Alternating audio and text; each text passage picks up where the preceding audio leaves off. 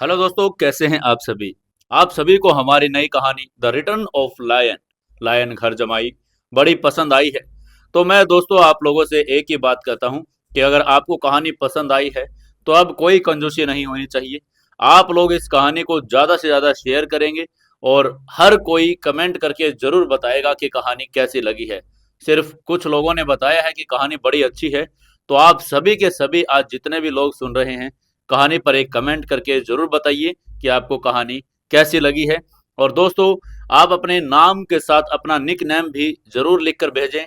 जो इस कहानी में जितने भी करैक्टर अब आगे आएंगे, हम आपका नाम उन करैक्टर के साथ जोड़ेंगे और आपका नाम के द्वारा वो करैक्टर बनाएंगे।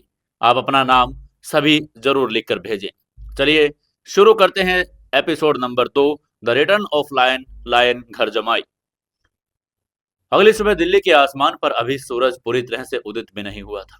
भोर की हल्की हल्की ठंडक और धुंध के बीच कपूर मेंशन की ऊंची और भव्य दीवारें खामोश से खड़ी थी। सुबह के 5 बज गए थे। इस समय जहां पूरा कपूर परिवार अपने मखमली और एसी कमरों में गहरी नींद में सो रहा था, वहीं सीढ़ियों के नीचे बने उस छोटे से और घुटन भरे स्टोर रूम में एक अलार्म की हल्की सी आवाज गूंजी।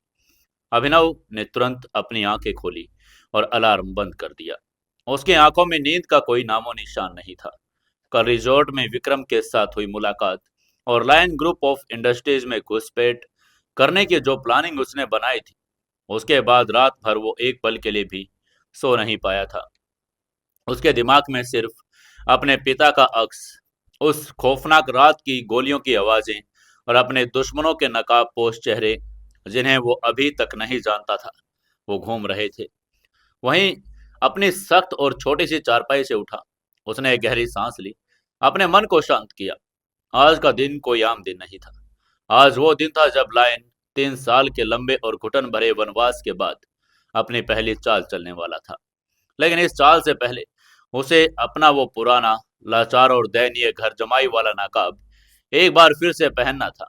अभिनव ने अपने कपड़े बदले, सीधा किचन की तरफ चला गया। किचन में घुसकर अभिनव ने अपनी कमर पर एक एप्रन बांधा और काम में जुट गया।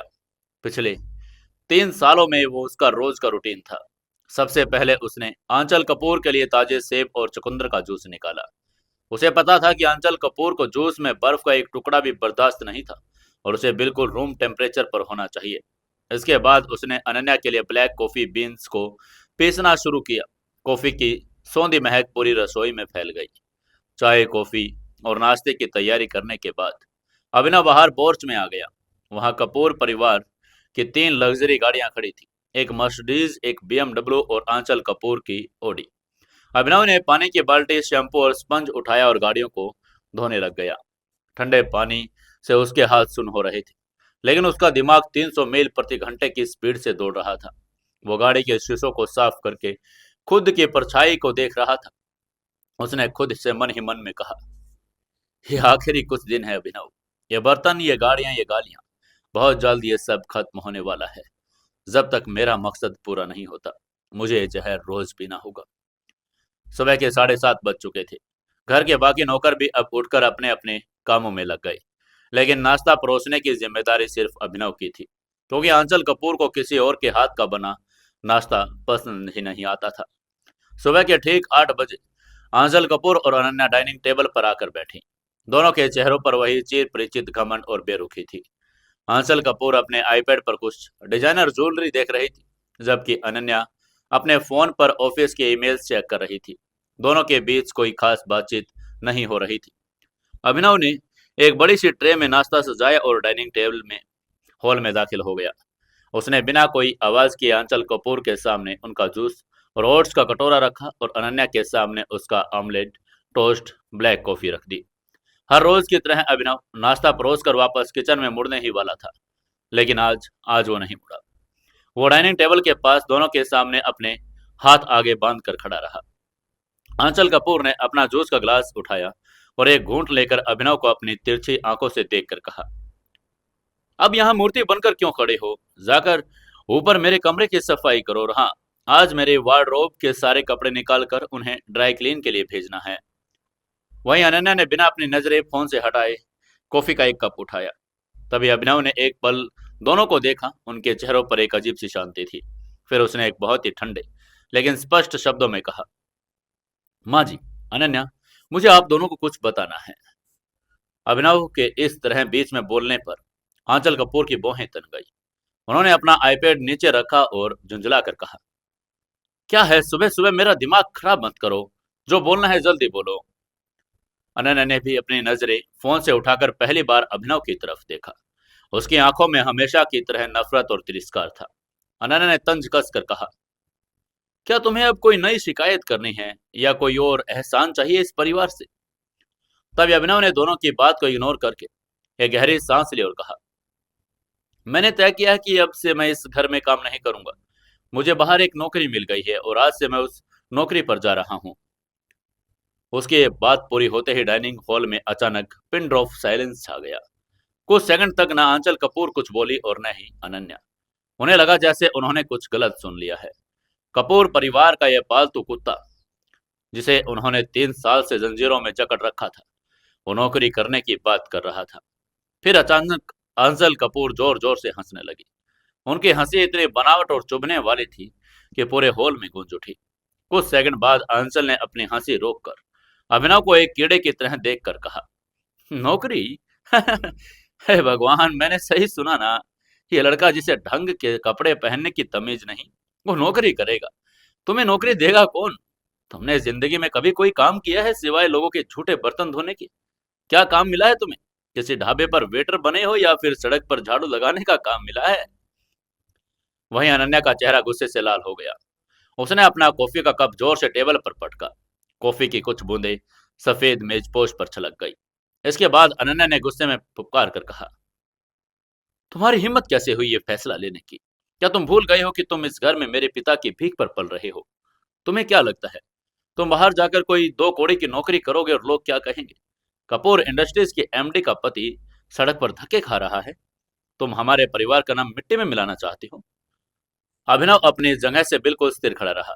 इन तानों पर उस पर कोई असर नहीं था। अभिनव ने बेहद शांत आवाज में जवाब देकर कहा, मुझे किसी का नाम मिट्टी में नहीं मिलाना और मेरी नौकरी के बारे में किसी को जानने की जरूरत नहीं है। मैं बस इतना कह रहा हूं कि मेरी शिफ्ट सुबह 9 बजे से शाम 6 बजे तक होगी। इस दौरान मैं घर के काम नहीं कर पाऊंगा। शाम को आकर मैं अपना काम कर दिया करूंगा। उसकी ये बात सुनकर आंचल कपूर ने चीख कर कहा, चुप रहो तुम। तुम्हारी ये मजाल कि तुम इस घर के नौकर हो या नौकर ही रहोगे। कोई नौकरी वोकरी नहीं करोगे तुम। अगर तुम इस घर के चौखट के बाहर नौकरी करने गई तो याद रखना, मैं तुम्हें इसी वक्त धक्के मारकर सड़क पर फेंक दूंगी। तभी आगे से अभिनव ने आंचल कपूर की आंखों में सीधे देखा। उसकी उस नजर में कुछ ऐसा था, इतनी गहराई और इतनी ठंडक थी कि आंचल कपूर की आवाज अचानक गले में अटक गई। तभी अभिनव ने बिना किसी डर के कहा, अगर आप मुझे घर से बाहर निकालना चाहती हैं तो ये आपका फैसला है माँ जी, लेकिन मैं आज से अपनी नौकरी पर जा ही रहा हूँ। ये कहकर अभिनव मुड़ा और अपने छोटे से स्टोर रूम की तरफ चला गया। डाइनिंग टेबल पर बैठी माँ बेटी बस उसे जाती देखती रह गई। अनन्या का खून खोल रहा था, लेकिन अभिनव के आज के बर्ताव में एक ऐसी अजीब सी शक्ति थी जो उन्होंने पहले कभी नहीं देखी थी। वहीं अपने कमरे में जाकर अभिनव ने अपना वही सफेद शर्ट और काले रंग की साधारण सी पैंट पहन ली। उसने अपने पुराने जूते पॉलिश किए। उसने शीशे में खुद को देखा। कोई जेल या कोई वैक्स नहीं, बस सादे तरीके से कंघे किए हुए बाल। ये बिल्कुल एक ऐसा इंसान लग रहा था जो 10-15 हजार रुपए की नौकरी के लिए बस पकड़ने जा रहा हो। उसने अपना एक छोटा सा बैग उठाया, घर के मेन गेट की तरफ बढ़ गया। हॉल से गुजरते समय उसने देखा अनन्या और आंचल कपूर अभी भी वहीं खड़ी थी और उसे घूर रही थी, लेकिन अभिनव ने उनकी तरफ ध्यान नहीं दिया। दरवाजा खोलकर बाहर निकल गया। घर से बाहर निकलते ही उसने राहत की सांस ली। उसने दिल्ली की व्यस्त सड़कों पर कदम रखा। आज वो कपूर परिवार का दामाद नहीं था, बल्कि वो अभिनव था, एक ऐसा शिकारी जो अपने शिकार की मांद की तरफ बढ़ ही रहा था। उसने सड़क से एक ऑटो रिक्शा लिया और विक्रम द्वारा बताए गए पते की तरफ निकल पड़ा। विक्रम ने अभिनव को कटान प्लेस के पास एक पुरानी और शांत बिल्डिंग के बेसमेंट कैफे में बुलाया था। ऑटो से उतरकर अभिनव उस कैफे के अंदर गया। कैफे में ज्यादा भीड़ नहीं थी। कोने की एक टेबल पर एक अधेड़ उम्र का आदमी बैठा था। उसने एक फॉर्मल सूट पहना हुआ था। उसके सामने एक खाकी रंग का लिफाफा और एक पैकेट रखा था।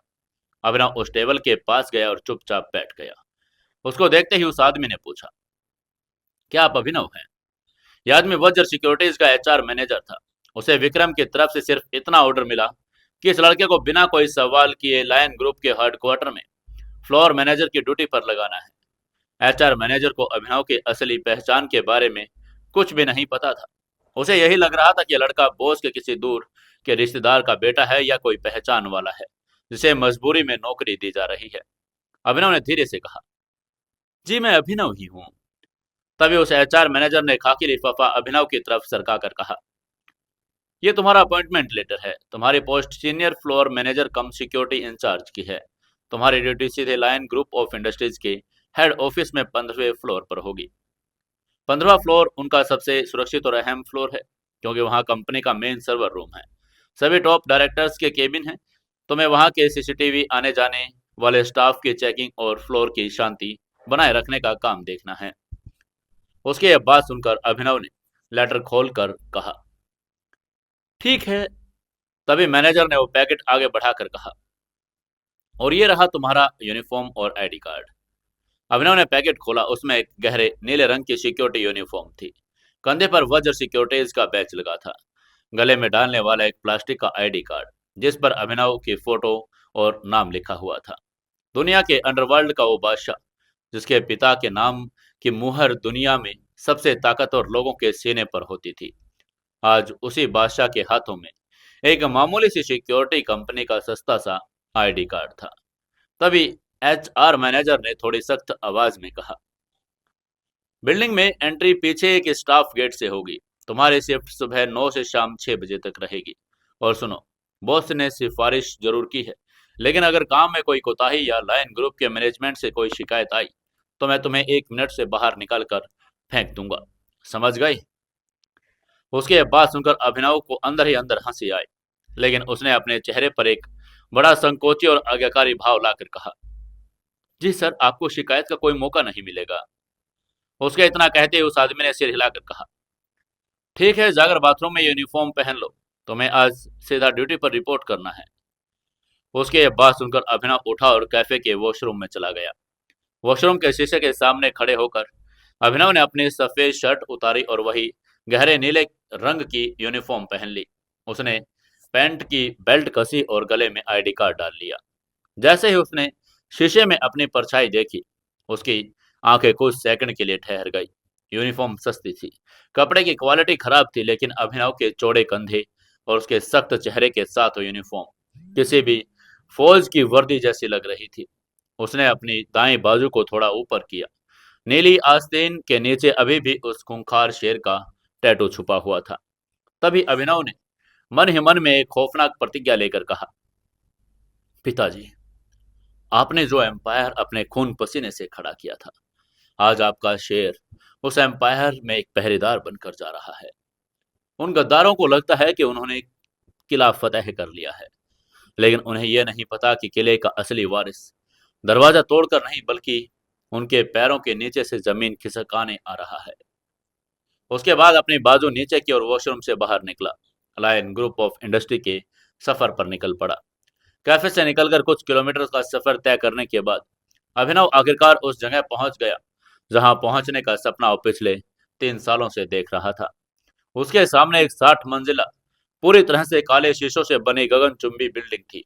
ये बिल्डिंग इतनी ऊंची और भव्य थी कि आसमान को चूमती हुई लग रही थी। बिल्डिंग के सबसे ऊपरी हिस्से पर सोने के रंग के एक विशाल शेर का लोगो बना हुआ था। उसके नीचे बड़े बड़े अक्षरों में लिखा था, लायन ग्रुप ऑफ इंडस्ट्रीज।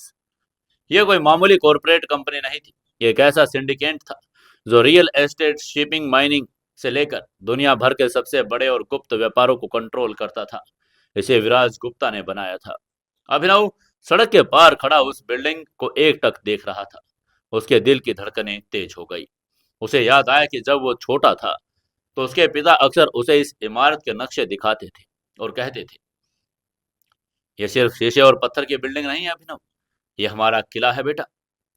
आज उसी किले में कोई और राज कर रहा था। अभिनव ने सड़क पार की। बिल्डिंग का मेन एंट्रेंस किसी 5 स्टार से भी ज्यादा आलीशान था। वहां बड़े से बड़े सूट पहने बिजनेसमैन, विदेशी डेलीगेट्स और करोड़ों की गाड़ियां अंदर बाहर हो रही थी। लेकिन अभिनव उस मेन एंट्रेंस की तरफ नहीं गया।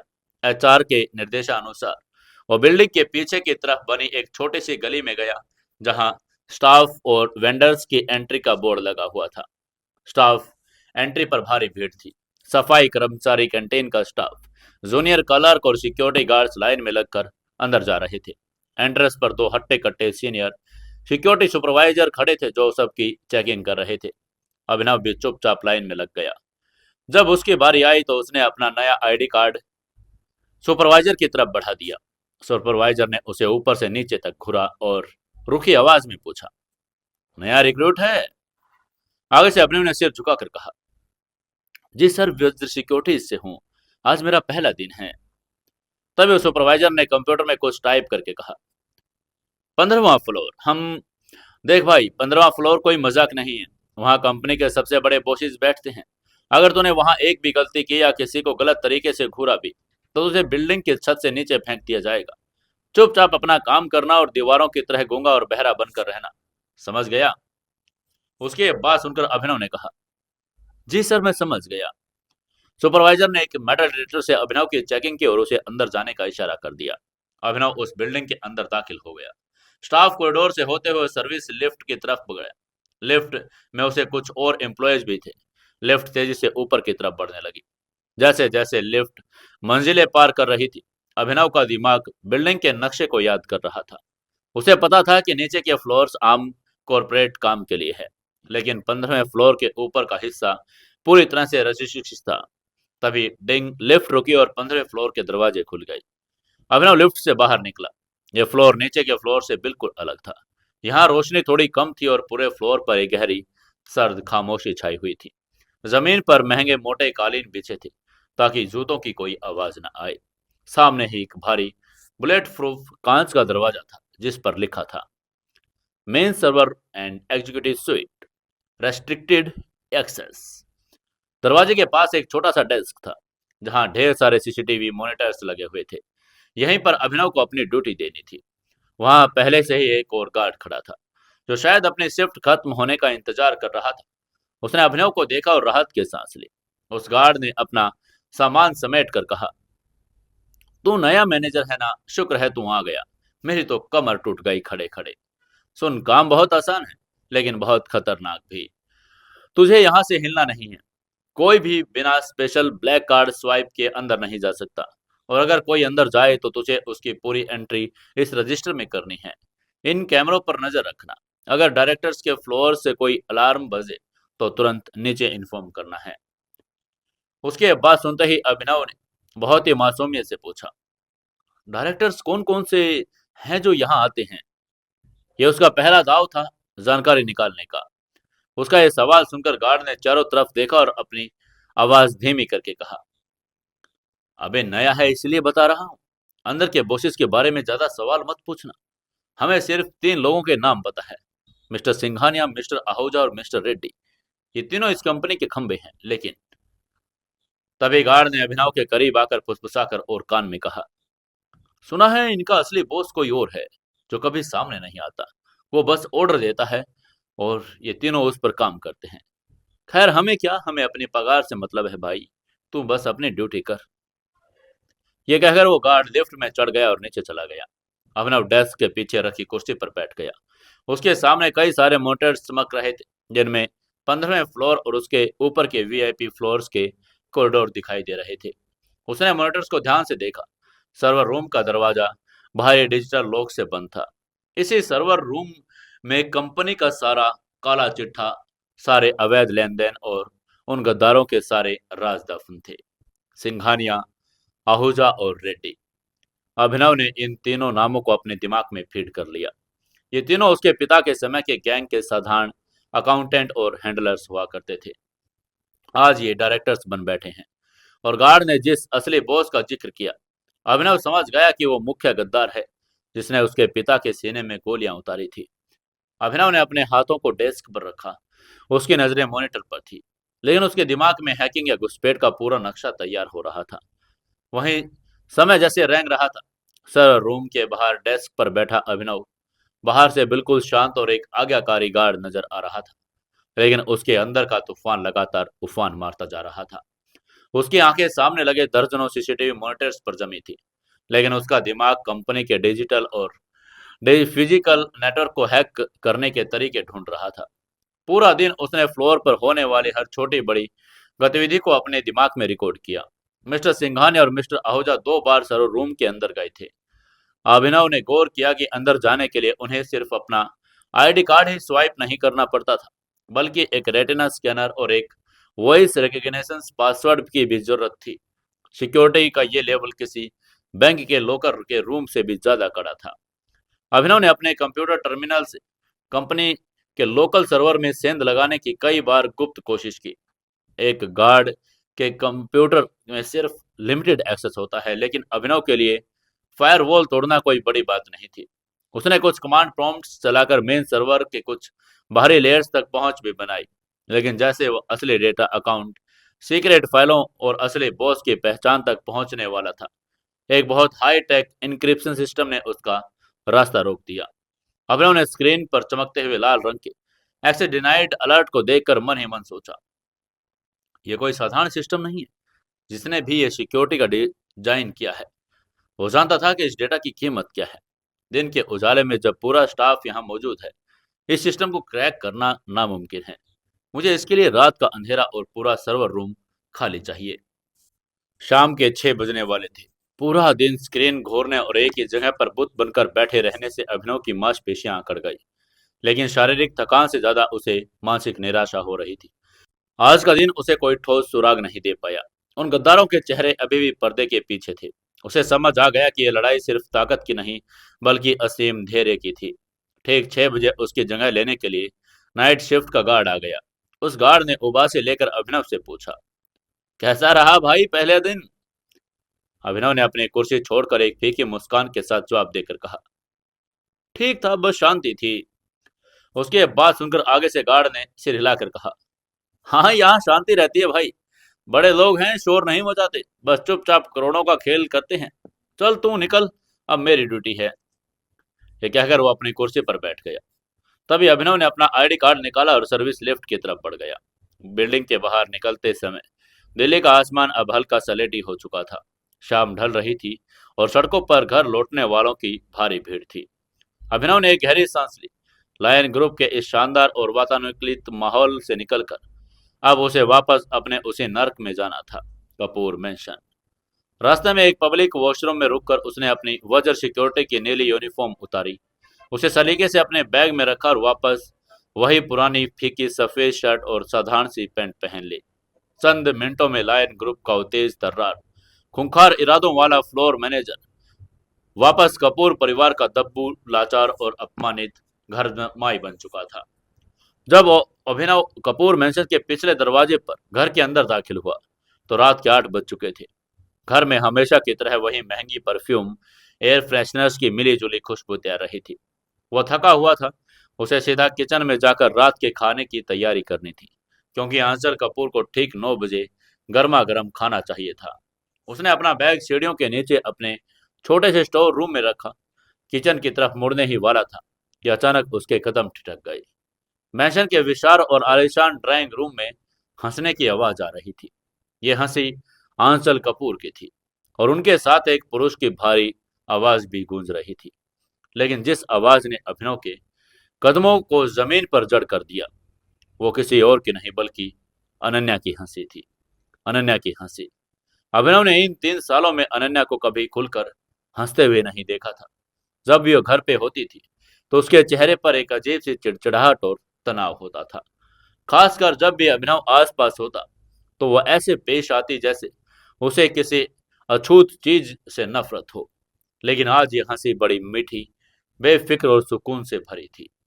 अभिनव की आंखों में एक अजीब सा भाव आया। वो बिना कोई आवाज के धीरे धीरे ड्राइंग रूम के भारी और नकाशीदार लकड़ी के दरवाजे के पास गया। आधी खुली हुई जगह से अंदर झांका। अंदर का नजारा किसी आम पति के सीने में खंजर उतारने के लिए काफी था।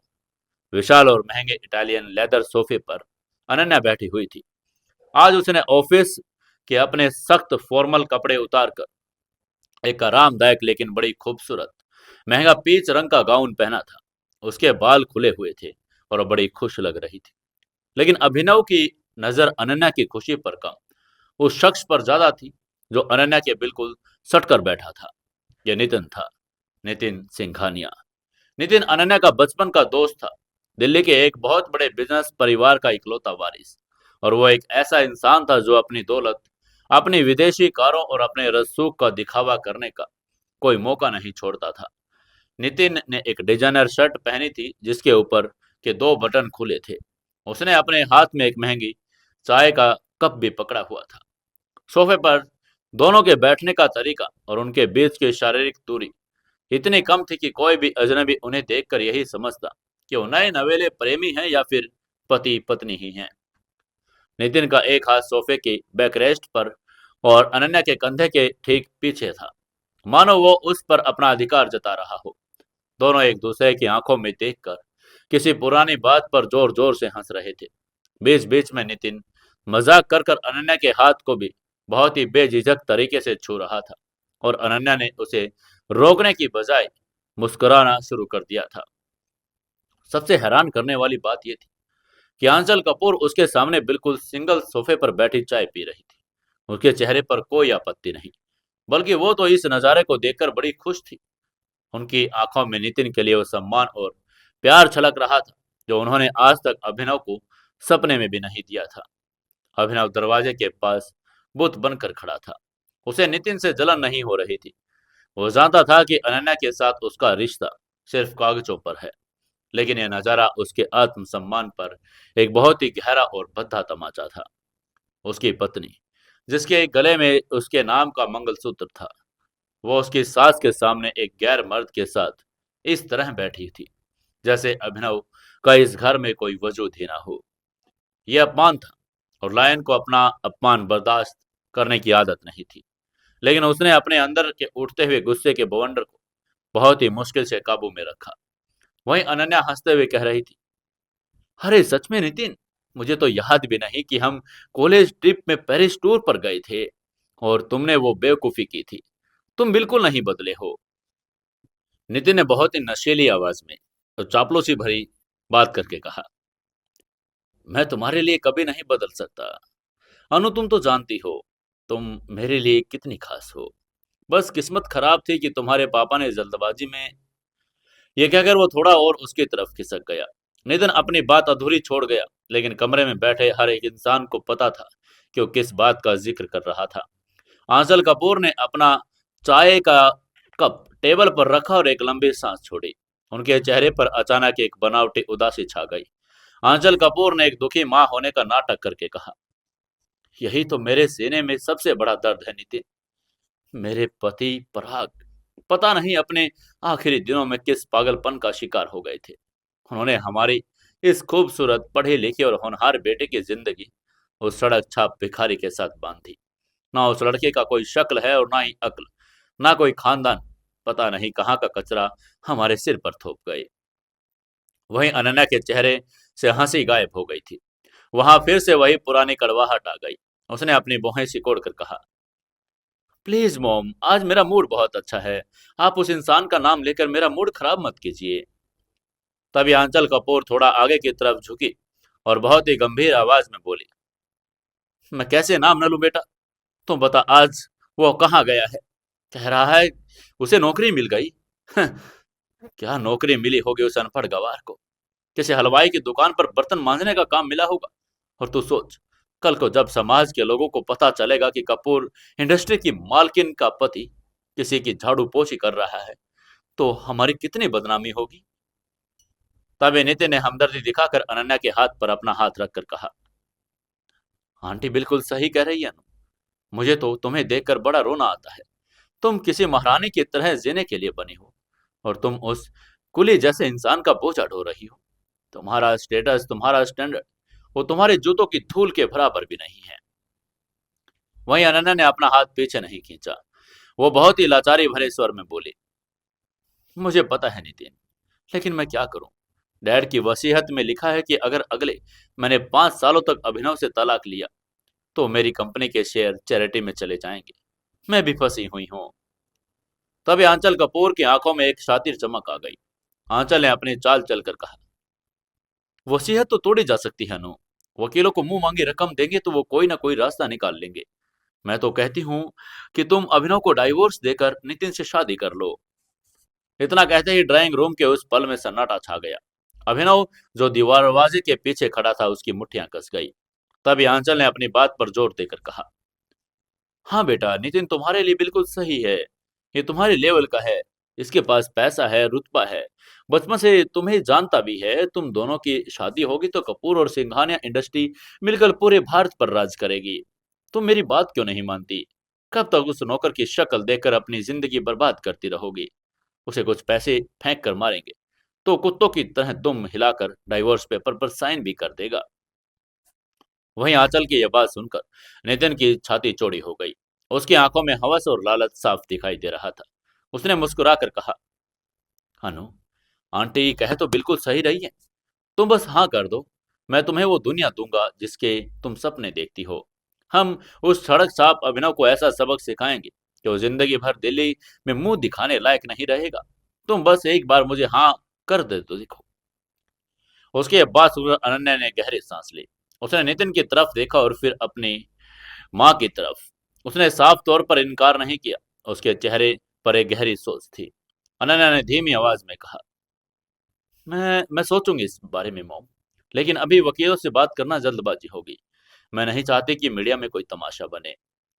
बाहर खड़ा अभिनव अब तक कुछ सब सुन चुका था। उसके अंदर की आग अब बर्दाश्त के बाहर हो रही थी। एक आम इंसान होता तो शायद अंदर जाकर रोता, गिड़गिड़ाता और लड़ता, लेकिन अभिनव लायन था। उसका गुस्सा चीखने चिल्लाने में नहीं बल्कि खौफनाक शांति में बाहर आता था। उसने अपने चेहरे पर एक बिल्कुल भावहीन और ठंडा नकाब ओढ़ा, दरवाजे को हल्का सा धक्का दिया और ड्राइंग रूम के अंदर कदम रख दिए। कमरे में आते ही उसने ऐसा बर्ताव किया जैसे उसने कुछ सुना ही न हो।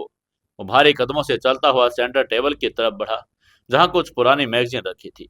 अभिनव को अचानक कमरे में देखकर बैठे तीनों लोगों की सांसें एक पल के लिए अटक गई। हंसी और बातें तुरंत बंद हो गई। सन्नाटा इतना गहरा था कि घड़ी की टिक टिक भी हथौड़े जैसी लग रही थी। अनन्या ने झटके में नितिन से दूरी बना ली। भले ही वह अभिनव से नफरत करती थी, लेकिन रंगे हाथ पकड़े जाना एक अजीब अपराध बोध उसके चेहरे पर आ चुका था। वहीं आंचल कपूर का चेहरा गुस्से से तमतमा गया। वो अपनी कुर्सी से उठी और चीख कर कहा, तुम्हारी हिम्मत कैसे हुई यहाँ आने की? क्या तुम्हें दिखाई नहीं देता कि यहाँ मेहमान बैठे हैं? जंगली गंवार, तुम्हें दरवाजा खटखटाने की तमीज भी नहीं। अभिनव ने अपनी नजरें मैगजीन से उठाई और आंचल कपूर की आंखों में सीधे देखा। उसकी आंखों में इतना सर्द सन्नाटा था कि आंचल एक पल के लिए पीछे हट गई। उसने धीरे से कहा, माफ कीजिए माँ जी, मुझे नहीं पता था कि यह कमरा सिर्फ मेहमानों के लिए रिस्ट्रिक्टेड है। मुझे लगा मेरा घर है तो मैं कहीं भी आ सकता हूँ। अभिनव की आवाज़ बहुत ही शांत और धीमी थी, लेकिन उसमें एक ऐसी गूंज थी जो कमरे के हर एक कोने में फैल गई। उसकी ये बात सुनते ही नितिन एक जहरीली हंसी हंसकर बीच में बोल पड़ा, तुम्हारा घर?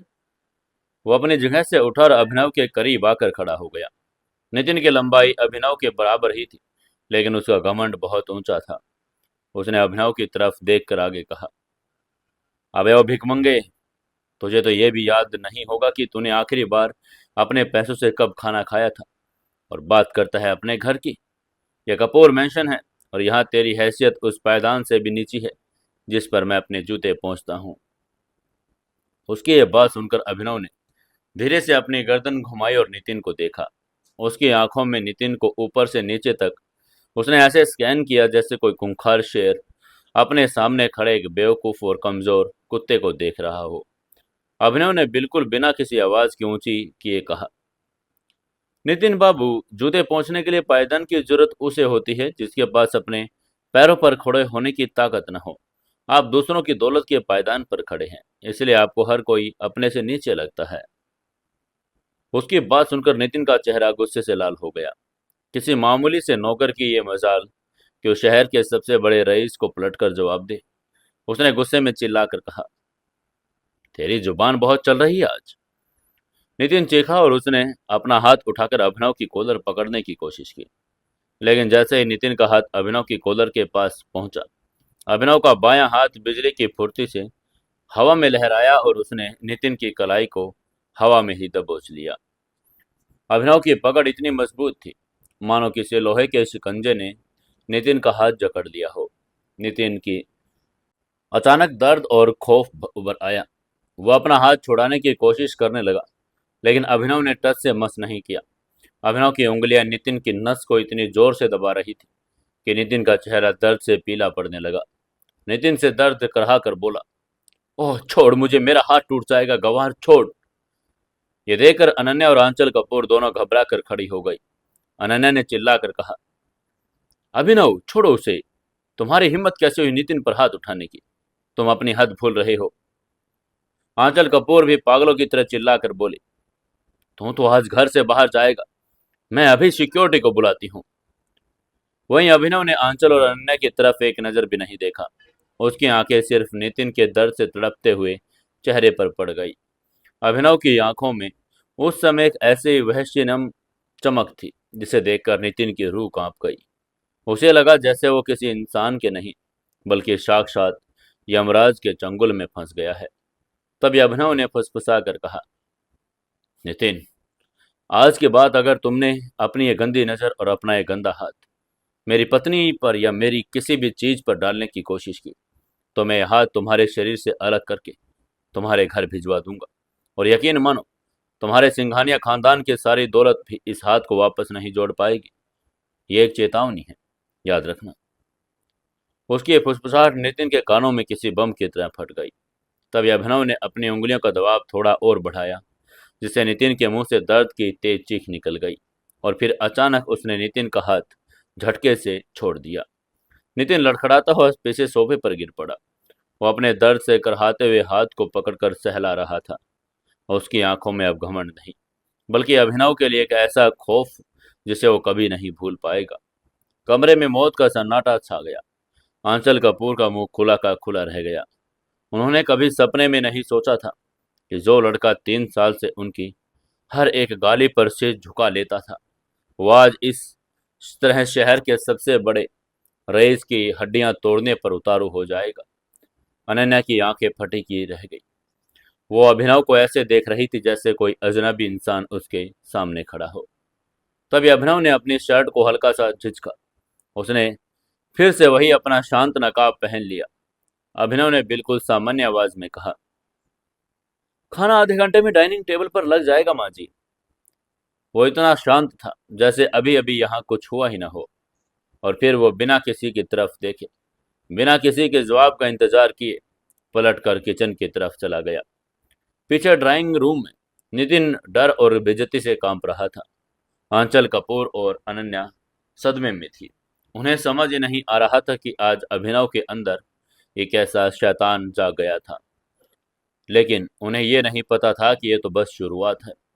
आज उस शेर ने सिर्फ दहाड़ मारी थी, शिकार तो अभी बाकी था।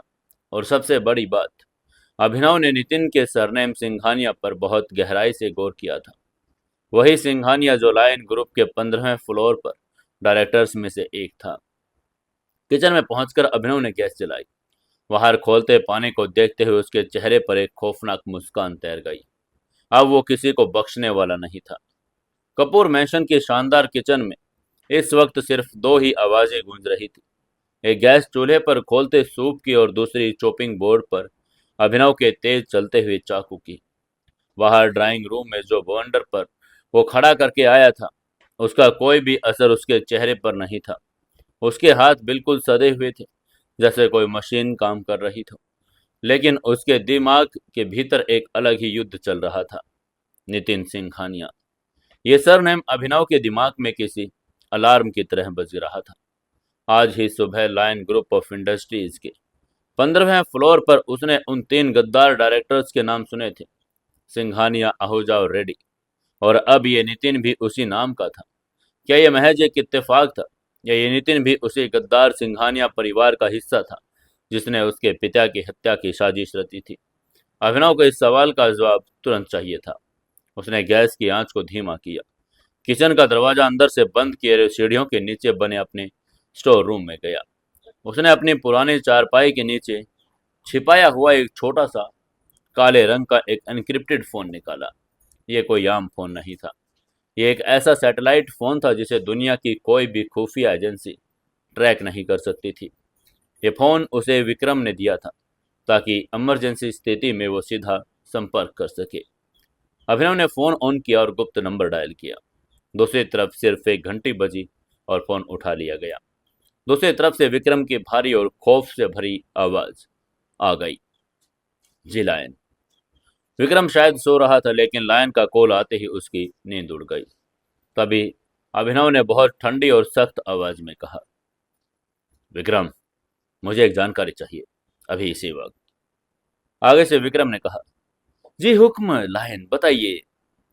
तभी अभिनव ने बिना कोई फालतू बात के सीधा ऑर्डर देकर कहा, नितिन सिंघानिया, दिल्ली का कोई अमीर बिजनेस परिवार है, मुझे इसकी पूरी कुंडली चाहिए। सबसे जरूरी बात कि मुझे यह जानना है, क्या इस नितिन सिंघानिया का लायन ग्रुप के 15वें फ्लोर वाले डायरेक्टर सिंघानिया के खून का कोई रिश्ता या बिजनेस का रिश्ता है? 15 मिनट में तुम्हारे पास। तभी विक्रम ने पूरी मुस्तैदी से जवाब देकर कहा, मैं अभी अपने पूरे नेटवर्क को काम पर लगाता हूं लायन, आपको 15 मिनट का इंतजार नहीं करना पड़ेगा। उसकी ये बात सुनते ही अभिनव ने फोन काटा और वापस किचन में आ गया। वो फिर से सब्जियां काटने लगा। उसका चेहरा शांत था, लेकिन उसकी आंखों में एक ऐसी वहशीनुमा चमक थी जो किसी बड़े तूफान से आने के पहले की खामोशी जैसी लग रही थी। अगर ये नितिन उसी गद्दार का बेटा रिश्तेदार निकला, तो अभिनव आज रात ही उसके घर से उठवाकर उसे जिंदा दफन कर देने वाला था। ठीक 12 मिनट बाद अभिनव के एनक्रिप्टेड फोन की स्क्रीन रोशन हुई। विक्रम का कॉल था। अभिनव ने चाकू नीचे रखा और फोन कान के लगाकर पूछा, क्या पता चला? उधर से विक्रम ने तुरंत जवाब देकर कहा, लायन, मैंने अपनी सारी खुफिया एजेंसी और डार्क वेब के सोर्सेज से कंफर्म किया है। ये नितिन सिंघानिया उस गद्दार डायरेक्टर सिंघानिया का कोई रिश्तेदार नहीं। दोनों का दूर दूर से कोई लेना देना नहीं। लायन ग्रुप वाला सिंघानिया असल में मुंबई का है और अंडरवर्ल्ड से जुड़ा है, जबकि ये नितिन सिंघानिया दिल्ली के एक पुराने और ट्रेडिशनल बिजनेस परिवार से आता है। इनके पिता का नाम राजेश सिंघानिया है। इनका टेक्सटाइल और एक्सपोर्ट का पुश्तैनी बिजनेस है। शहर में इनकी अच्छी खासी इज्जत है और उनकी कुल संपत्ति लगभग 3000 करोड़ के आसपास है। विक्रम की आवाज में थोड़ी राहत थी। उसकी यह बात सुनकर अभिनव ने गहरी सांस छोड़ी। तो यह सिर्फ एक इत्तेफाक था। नितिन उन गद्दारों का हिस्सा नहीं था। वो बस अब एक आम बिगड़ैल ईमानदार नहीं, बल्कि घमंडी रईस ज्यादा था, जिसे अपने बाप की दौलत का नशा था। इसलिए अभिनव ने फुसफुसा कर कहा, मतलब यह सिर्फ एक मामूली बिजनेसमैन है। विक्रम ने तुरंत जवाब देकर कहा, जी लायन, बिल्कुल मामूली। क्या इस नितिन ने कोई गुस्ताखी की? अगर आप कहें तो मैं अभी अपने लड़के भेजकर इसकी टांगे तुड़वा दूं। वहीं अभिनव की आंखों के सामने ड्राइंग रूम का नजारा घूम गया। नितिन का वो गंदा हाथ अनन्या के कंधे पर था। नितिन के वो जहरीले शब्द, तेरी हैसियत उस पायदान से नीचे भी है जिस पर मैं अपने जूते पहुंचता हूं। अभिनव को अनन्या से कोई प्यार नहीं था, लेकिन वो उसकी पत्नी थी और लायन की किसी भी चीज पर बुरी नजर डालना मौत को दावत देने के बराबर था। इसके अलावा इस कीड़े ने लायन के आत्मसम्मान को चुनौती दी थी। इसलिए अभिनव की आवाज अचानक इतनी भयानक और सर्द हो गई कि फोन के दूसरी तरफ विक्रम के रोंगटे खड़े हो गए। उसने ठंडे स्वर में कहा, टांगे तोड़ना बहुत छोटी सजा है विक्रम। इस कीड़े को अपनी करोड़ों की दौलत पर गरूर है ना। इसे लगता है कि पैसे से यह किसी भी चीज को खरीद सकता है, किसी को भी पैरों तले कुचल सकता है। तब विक्रम ने कांपती आवाज में पूछा, लायन, आपका क्या ऑर्डर है? अभिनव ने तुरंत जवाब देकर कहा, उसे बर्बाद कर दो। अभिनव के मुंह से निकले 4 शब्द किसी मौत के फरमान से कम नहीं थे। उसकी ये बात सुनकर विक्रम ने कंफ्यूज होकर कहा, बर्बाद? विक्रम समझ नहीं पाया। अभिनव ने तुरंत अपने दिल की बात करके कहा, हाँ बर्बाद। आज रात का सूरज ढल चुका है विक्रम। कल सुबह का सूरज जब निकले तो ये राजेश सिंघानिया और उसका बेटा नितिन मुझे सड़क पर भीख मांगते नजर आने चाहिए। मुझे उनकी कंपनियों के शेयर्स जीरो चाहिए, उनके बैंक अकाउंट्स फ्रीज चाहिए, उनका वो करोड़ों का महल उनके हाथ से छिन जाना चाहिए। मैं चाहता हूं कि कल सुबह तक जब वो नितिन अपनी आंखें खोले तो उसके पास पहनने के लिए ढंग का कपड़ा न बचे। रातों रात उनका पूरा एम्पायर खाक में मिला दो। मुझे सिंघानिया नाम के ये परिवार कल सुबह तक इस शहर के नक्शे पर एक दिवालिया और भिखारी के रूप में चाहिए। कोई खून खराबा नहीं, कोई गोली नहीं, बस उन्हें ऐसा दर्द दो कि वो जिंदा तो रहें, लेकिन भौत की भीख मांगे। उसके ये बात सुनकर विक्रम एक पल के लिए सुन रह गया। 3000 करोड़ के एक जमे जमाए बिजनेस एम्पायर को रातों रात चंद घंटों के भीतर खत्म करना कोई बच्चों का खेल नहीं था। लेकिन वो भी जानता था कि अंडरवर्ल्ड के गॉडफादर से बात कर रहा था। लायन के नेटवर्क और ताकत के आगे बड़े बड़े देशों की सरकार घुटने टेक देती थी, तो ये दिल्ली का एक मामूली टेक्सटाइल बिजनेसमैन क्या चीज था। इसलिए विक्रम के स्वर में एक खूंखार उत्साह था। उसने एक्साइटेड होकर कहा, जैसा आपने कहा बिल्कुल वैसा होगा लायन। कल सुबह की पहली किरण के साथ सिंघानिया परिवार का नामो निशान बिजनेस की दुनिया से मिट जाएगा। ये मेरा आपको वादा है लायन। तभी अभिनव ने सिर्फ इतना कहा, काम शुरू करो। ये कहते हुए अभिनव ने फोन काट दिया। फोन बंद करके उसने वापस अपनी जगह पर छिपा दिया। वो किचन में आया, सूप के बाउल ट्रे में सजाया और डाइनिंग हॉल की तरफ बढ़ गया। बाहर उसका शिकार अपनी मौत से बेखबर गहरी नींद में जाने की तैयारी कर रहा था, और इधर मौत के देवता ने अपनी सेना को खुला छोड़ दिया था। रात के 12 बज चुके थे। दिल्ली के पोश इलाके में स्थित सिंघानिया विला में पूरी तरह से सन्नाटा पसरा था। नितिन सिंघानिया अपने आलीशान बेडरूम में लेटा हुआ था। उसके हाथ पर एक भारी पट्टी बंधी हुई थी। दर्द के मारे उसे नींद भी नहीं आ रही थी। उसे रह रहकर अभिनव की वो खौफनाक आंखें याद आ रही थी। उसने गुस्से में अपने दांत भींच कर कहा, साला भिखमंगा, कल सुबह सबसे पहले मैं कुछ गुंडों को पैसे देकर अभिनव की हड्डियां तुड़वाऊंगा। नितिन अपने आप से बड़बड़ा रहा था, लेकिन नितिन को यह अंदाजा ही नहीं था, जिस इंसान की हड्डियां तोड़ने के वो सपने देख रहा है, वह इंसान उसकी पूरी नस्ल को जड़ से काटने का आदेश दे चुका है। लंदन और न्यूयॉर्क के स्टॉक मार्केट्स अभी भी खुले हुए थे। अचानक बिना किसी चेतावनी के सिंघानिया एक्सपोर्ट के शेयर्स पर डार्क वेब और इंटरनेशनल ब्रोकर्स के जरिए एक भारी और सुनियोजित शॉर्ट सेलिंग का हमला हुआ।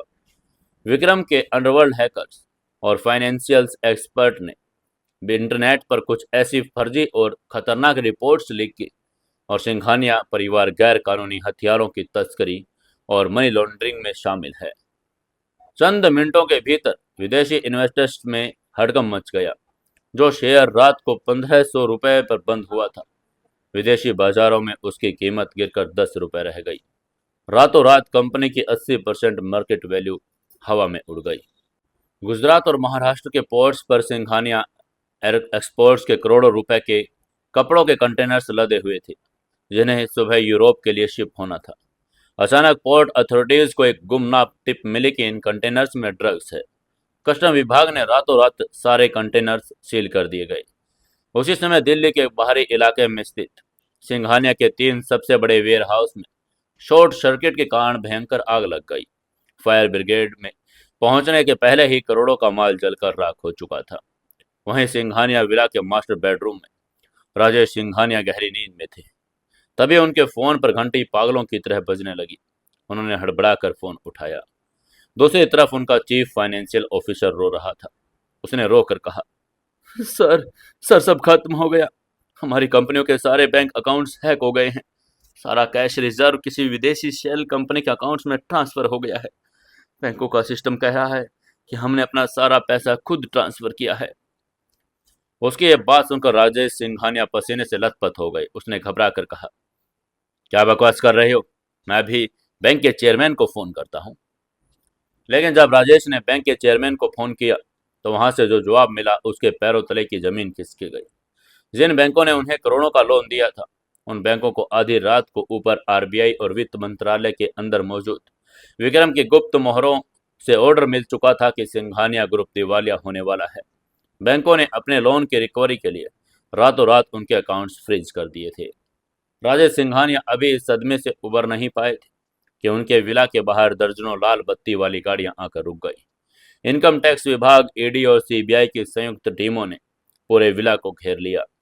विक्रम के आदमियों ने बहुत ही सफाई से सिंघानिया के ऑफिस के सर्वर में ऐसे फर्जी डॉक्यूमेंट्स प्लांट कर दिए थे, जो ये साबित करते थे कि राजेश सिंघानिया देश के सबसे बड़े हवाला ऑपरेटर्स में से एक है। पुलिस ने मेन दरवाजा बंद कर दिया, तो एक सबसे बड़े अधिकारी ने घर में घुसकर कहा, Rajesh Singhania, you are under arrest. तभी नितिन अपने कमरे से भागता हुआ नीचे आया। उसकी आंखों के सामने उसका पिता हथकड़ियों में जकड़ा हुआ था। घर का सारा कीमती सामान, कंप्यूटर, फाइलें, यहाँ तक कि उनकी करोड़ों की गाड़ियां भी जब्त की जा रही थी। नितिन ने पागलों की तरह चीख कर कहा, ये क्या हो रहा है? आप लोग हमें ऐसे अरेस्ट कैसे कर सकते हैं? हम इस शहर के सबसे अमीर लोग हैं।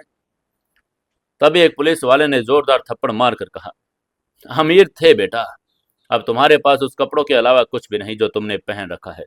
तुम्हारी कंपनी दिवालिया हो चुकी है, तुम्हारे सारे गोदाम जल चुके हैं, तुम्हारे अकाउंट्स में एक फूटी कौड़ी नहीं, तुम अब सड़क पर आ चुके हो।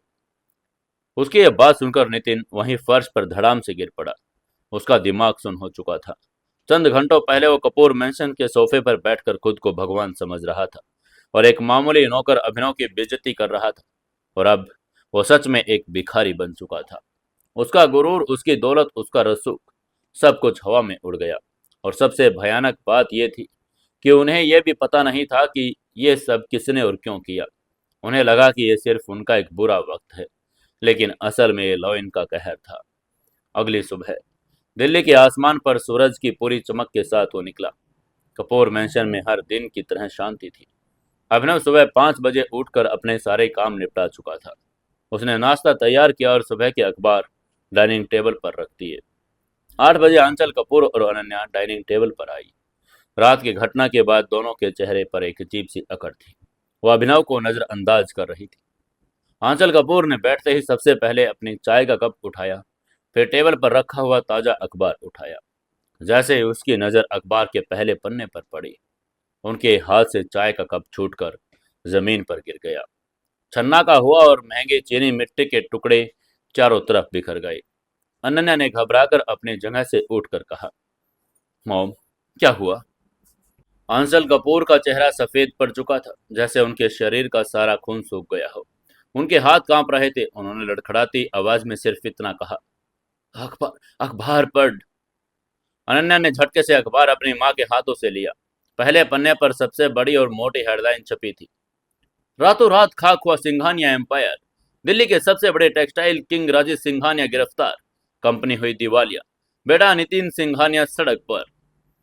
नीचे विस्तार से लिखा था कि कैसे कुछ घंटों में सिंघानिया के शेयर जीरो हो गए, उनके गोदाम राख हो गए और बैंकों ने उनके घर की कुर्की कर ली। अब उनके पास 1 रुपया भी नहीं बचा था। अनन्या के हाथ से भी अखबार छूटकर गिर गया। वो धम से कुर्सी पर बैठ गई। उसका दिमाग काम नहीं कर रहा था। उसने बड़बड़ा कर कहा, ये कैसे हो सकता है? कल शाम को तो वो यही था। वो मुझसे शादी की बात कर रहा था। वो 3,000 करोड़ का मालिक था। रातों रात कोई इतना बड़ा एम्पायर कैसे तबाह हो सकता है? वहीं आंचल कपूर अपना सिर पकड़कर बैठ गई। उसने धीरे से कहा, हे भगवान, मैं तो तुझे उस भिखारी के लाख दिलवाकर नितिन से शादी करवाने के सपने देख रही थी। अगर तेरी शादी उससे हो जाती तो आज हमारी कंपनी भी उसके साथ डूब जाती, हम भी सड़क पर आ जाते बेटा। कपूर मैंशन के उस डाइनिंग हॉल में मातम जैसा सन्नाटा छा गया। जो औरतें कल रात तक पैसों के गुरूर में अंधी हो रही थी, आज उनके सामने दौलत का सबसे बड़ा घमंड चकनाचूर होकर बिखरा पड़ा था। उसी वक्त अभिनव हाथ में पोंछा लिए वहां आया और टूटे हुए कप को साफ करने लगा। उसका चेहरा बिल्कुल भावहीन था। अभिनव ने बहुत ही मासूमियत से पूछा, क्या हुआ माँ जी? कब कैसे गिर गया? जैसे उसे दुनिया की किसी बात की कोई खबर ही ना हो। अनन्या और आंचल कपूर ने पलटकर अभिनव को देखा। कल रात इसी इंसान ने नितिन का हाथ तोड़कर कहा था, तुम्हारे सिंघानिया खानदान की सारी दौलत भी इस हाथ को वापस नहीं जोड़ पाएगी। अनन्या की रीढ़ की हड्डी में अचानक एक ठंडी सिरहन दौड़ गई। क्या अभिनव की उस चेतावनी और आज सुबह सिंघानिया परिवार की इस भयानक बर्बादी के बीच कोई संबंध था? नहीं, यह संभव ही नहीं था। यह एक मामूली 2 कौड़ी का नौकर था, जो बस कल रात गुस्से में बड़बड़ा रहा था। यह इंसान किसी का 1 रुपया भी छीन नहीं सकता था। 3,000 करोड़ का एम्पायर तबाह करना तो दूर की बात थी। यह महज एक खौफनाक इत्तेफाक था। इसलिए अनन्या ने अपनी कांपती हुई आवाज को छुपा कर कहा, कुछ नहीं सुना, कुछ नहीं हुआ, तुम अपना काम करो। यह कहकर वो अखबार उठाकर अपने कमरे की तरफ भाग गई। अभिनव वहीं जमीन पर बैठकर कांच के टुकड़े उठाता रहा। उसके होठों के किनारे पर एक बहुत ही सूक्ष्म सर्द मुस्कान तैर गई। जो लोग लायन के गुरूर को चुनौती देते हैं, उनका अंजाम इतिहास में ऐसे ही लिखा जाता है। टूटे हुए कांच को डस्टबिन में डालकर अभिनव ने अपने हाथ धोए। उसने अपनी वज्र सिक्योरिटीज को नीली यूनिफॉर्म पहनी और अपना आईडी कार्ड गले में डाल लिया। कपूर मैंशन में उसने एक अपना छोटा सा बदला पूरा ले लिया था, लेकिन उसकी असली जंग तो अभी बाकी थी। लायन ग्रुप ऑफ इंडस्ट्रीज का 15वां फ्लोर उसका इंतजार कर रहा था। आज रात वो उन असली गद्दारों के सर्वर रूम में घुसपैठ करने वाला था। वो बाहर से घर से निकला और दिल्ली की सड़कों पर उस बड़े काले शीशों वाली इमारत की तरफ बढ़ गया, जहां अंडरवर्ल्ड के सबसे खौफनाक राज दफन थे। खेल अब बहुत ही खतरनाक मोड़ लेने वाला था। लायन ने खून का स्वाद चख लिया था और अब तब तक वो नहीं रुकने वाला था जब तक कि वो अपने पिता के कातिलों को अपने पैरों तले न कुचल दे। अब क्या करेगा लायन? क्या लायन उस सर्वर तक पहुंच पाएगा? क्या जान पाएगा अपने असली पिता के गुनहगार को? जानेंगे आगे के एपिसोड में। दोस्तों, अगर आपको कहानी अच्छी लगती है तो लाइक शेयर और कमेंट जरूर किया करें। दोस्तों, आपका लाइक शेयर में कुछ नहीं जाता, हमें बड़ा हिम्मत मिलती है और हमें अच्छा लगता है कि आप जब लाइक करते हैं तो दोस्त लाइक जरूर करना और एक शेयर जरूर करना।